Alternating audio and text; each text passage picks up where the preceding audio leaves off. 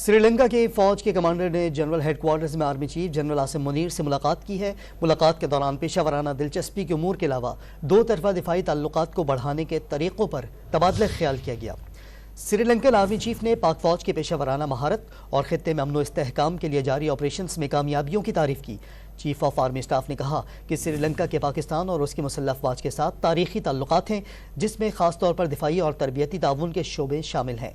GHQ आमद पर Sri Lankan army के कमांडर ने यादगार शोहदा पर फूल चढ़ाए। पाक फौज के चाको चौबंद दस्ते ने मोअज़्ज़ज़ मेहमान को गार्ड ऑफ ऑनर पेश किया।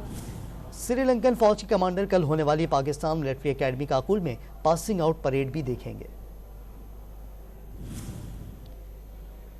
श्रीलंका की फौज के कमांडर ने जनरल हेडक्वार्टर्स में army chief general Asim Munir से मुलाकात की है। मुलाकात के दौरान पेशा वराना दिलचस्पी के उमूर के अलावा दो तरफा दिफाई ताल्लुकात को बढ़ाने के तरीक़ों पर तबादला ख्याल किया गया। श्रीलंकन आर्मी चीफ ने पाक फौज की पेशा वराना महारत और खित्ते में अमन इस्तेहकाम के लिए जारी ऑपरेशंस में कामयाबियों की तारीफ की। चीफ ऑफ आर्मी स्टाफ ने कहा कि श्रीलंका के पाकिस्तान और उसकी मुसल्लह अफवाज के साथ तारीखी ताल्लुकात हैं, जिसमें खास तौर पर दिफाई और तरबियती ताउन के शोबे शामिल हैं। GHQ आमद पर श्रीलंकन आर्मी के कमांडर ने यादगार शोहदा पर फूल चढ़ाए।